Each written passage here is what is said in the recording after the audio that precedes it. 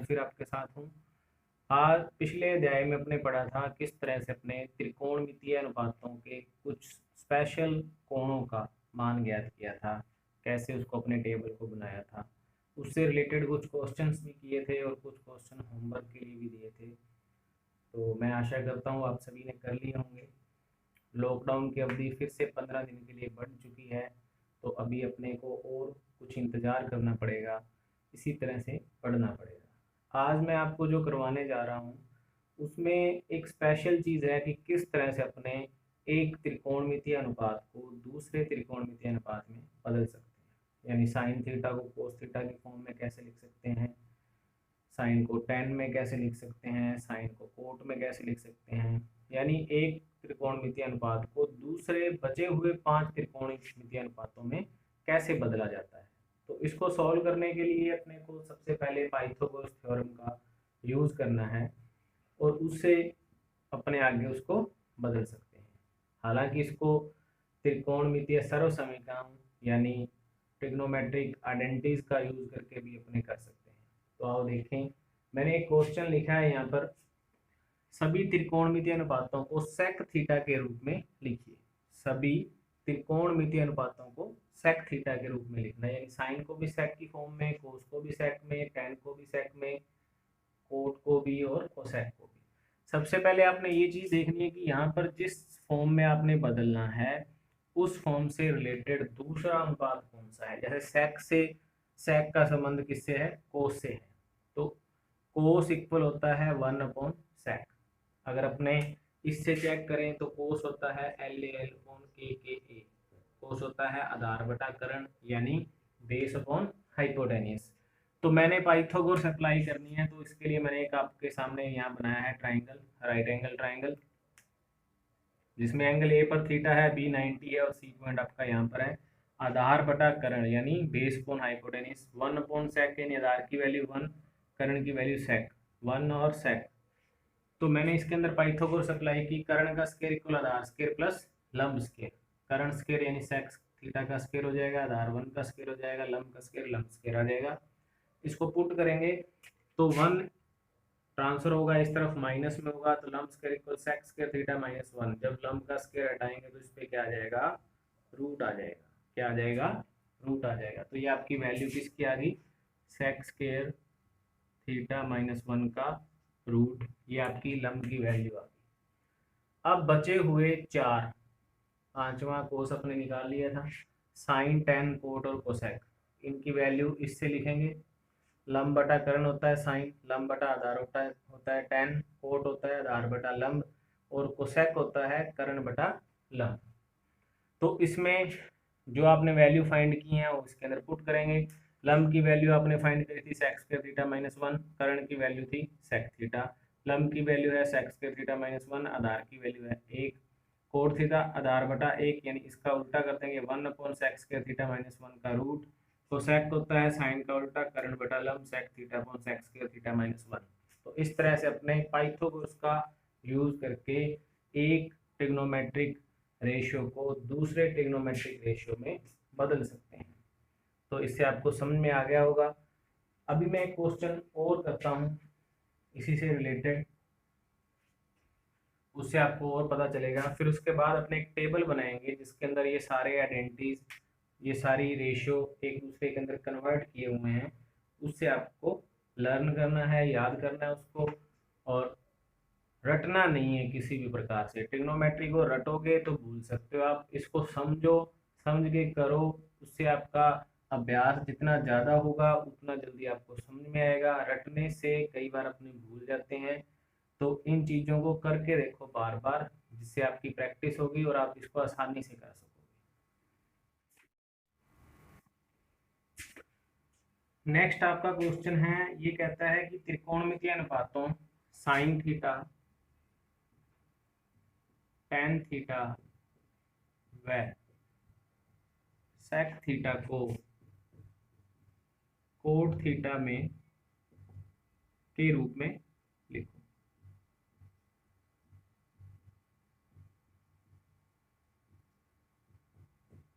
तो देखिए, आपने सबसे पहले जिस फॉर्म में आपको चेंज करना है उसको देखना है। यहाँ पर क्या है, कोट। कोट किसका उल्टा होता है, टेन का। तो टेन थीटा इक्वल क्या आ जाएगा आपका, 1/कोट थीटा। अगर अपने इससे चेक करें तो ये होता है आपका टेन थीटा, यानी लंब बटा आधार। तो ये क्या हो गया आपका लंब, और ये क्या हो गया आपका आधार, यानी परपेंडिकुलर और बेस की वैल्यू आ गई। फिर से वही आपको एक राइट एंगल ट्राइंगल बनाना है। ये आपका एंगल ए है, ये एंगल बी है, ये एंगल सी है, ये यहाँ थीटा होगा, यहाँ 90 डिग्री होगा। लंब की वैल्यू 1, आधार की value cot theta by Pythagoras.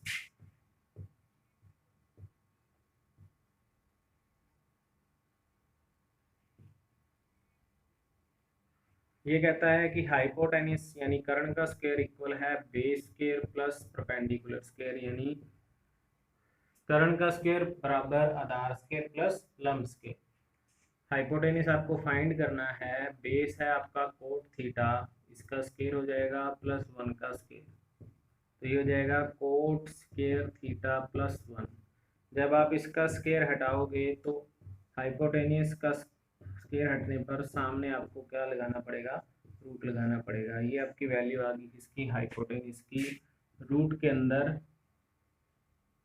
Coat square theta plus 1।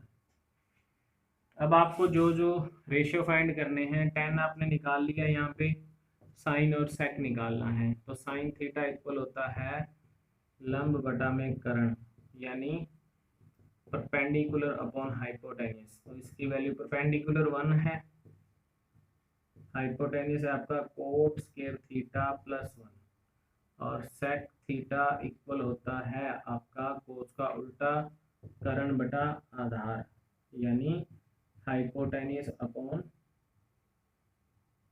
Base. Hypotenuse की वैल्यू है आपकी coat square theta plus 1, base है आपका कोट थीटा, ये आपका आ गया सेक थीटा। तो ये दो आंसर आपके आ गए। साइन को आपने किस में बदल दिया, कोस में, सेक को किस में आपने बदल दिया, कोस में। तो इस तरह से अपने किसी भी ट्रिग्नोमेट्रिक रेशियो, किसी भी त्रिकोणमितीय अनुपात को किसी दूसरे अनुपात में बदल सकते हैं। ये था आपका सिंपल सा तरीका जिससे अपने इनको सॉल्व कर सकते हैं। इसके बाद अपने करते हैं, वो एक टेबल बनाई है मैंने जिसके अंदर आपको सभी वैल्यूज मिल जाएंगी, आपकी बुक के अंदर भी है। उनको आप देखें, सॉल्व करके देखें पहले, फिर उससे मिलान करें, आपका आंसर मिल रहा है नहीं मिल रहा, उसको रटे नहीं, समझे उसको किस तरह से उसने सॉल्व किया है। इन चीज़ों को अपने सर्व समीकरणों यानी आइडेंटिटीज के द्वारा भी सॉल्व कर सकते हैं। वो थोड़ा अलग मेथड है, ये थोड़ा आसान रहता है, तो इसको अपने फॉलो करेंगे। कुछ सर्व समीकरणों पर आधारित क्वेश्चन भी हैं, वो अपने नेक्स्ट क्लास में देखेंगे।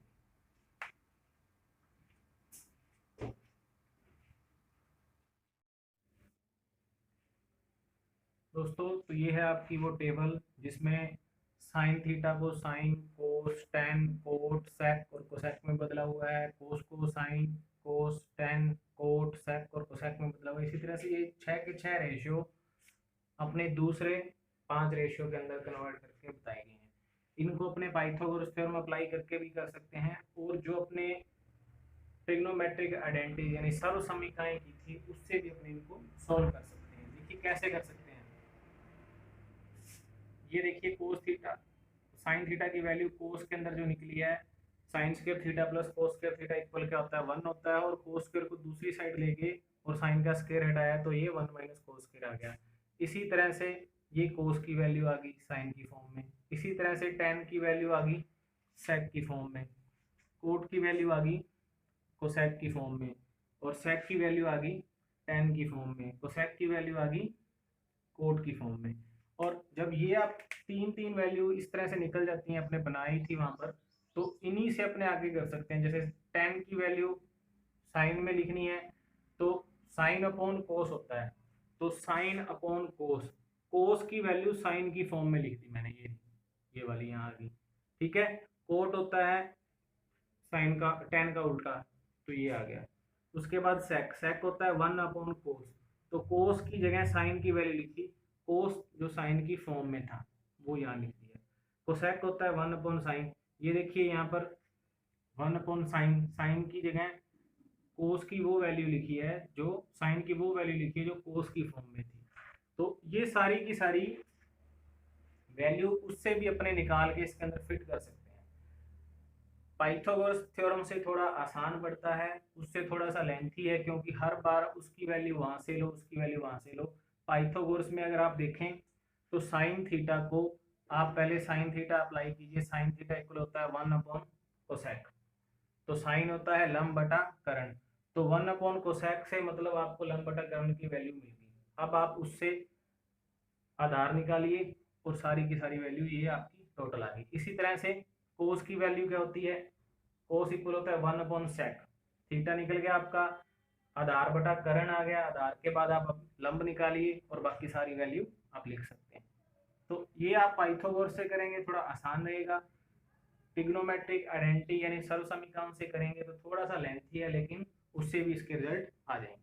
तो इस टेबल को आप बना लीजिए अच्छे से, इसको याद करें। आइडेंटिटीज सॉरी जो आपके डायरेक्ट याद होंगे तो टाइम कम लगेगा, समय की बचत होगी। अगर आपको कहीं कोई कंफ्यूजन होता है तो आप पाइथागोरस अप्लाई करके उसको निकाल सकते हैं। आज के लिए इतना ही, धन्यवाद।